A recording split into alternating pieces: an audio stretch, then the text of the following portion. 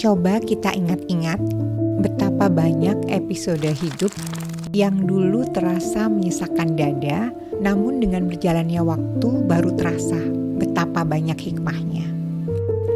Ada banyak alhamdulillah yang tertunda atas peristiwa-peristiwa yang untung gak terjadi.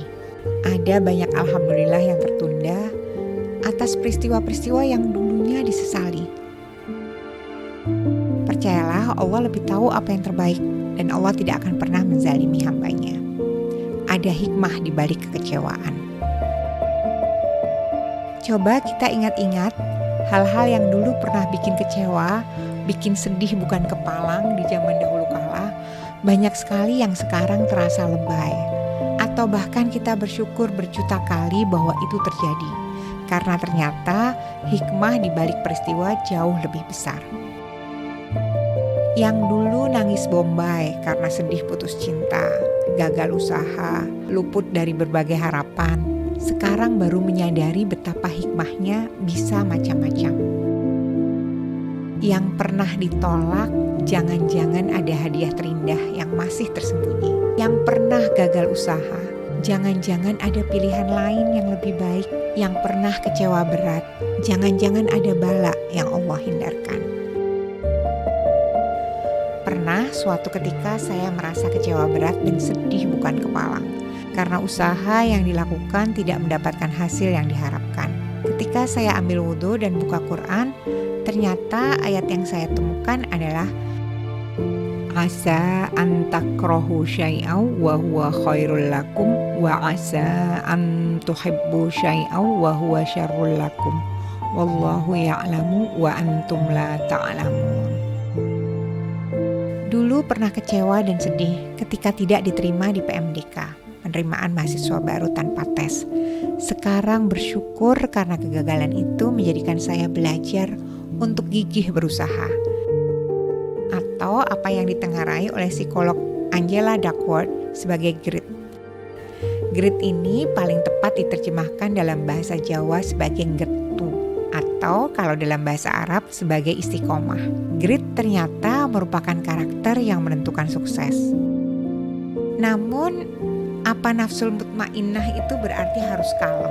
Tidak boleh gegap gempita atau semangat 45. Itu yang selalu menjadi pertanyaan. Dan pertanyaan tersebut akhirnya mendapatkan petunjuk jawaban. Saya mencari buku terjemahan Masnawi karangan Rumi, akhirnya menemukan versi bahasa Inggrisnya. Ada satu lembar yang amat berkesan dan akan saya coba terjemahkan, tapi bisa jadi gregetnya agak berkurang dibanding dengan aslinya. Apapun takdir Allah pastikan terjadi. Bukan berarti bermalas diri, pasif menyerahkan semuanya padanya. Apa yang Nabi kita maksudkan adalah mendorong kamu untuk bekerja, untuk mengabdi. Yang dia maksudkan adalah jadikan dirimu siap untuk menunaikan semua keinginannya. Dialah sang pemilik keabadian kekuasaan mutlak.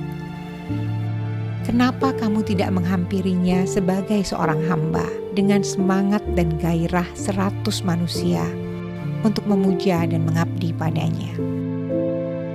Jika kamu diberitahu seorang raja ingin ini dan itu, dan titahnya merupakan pamungkas segala, dia raja di raja, bukankah kamu kan berlari memenuhi keinginannya dengan tenaga 100 laki-laki, agar dia berkenan denganmu memberimu hadiah?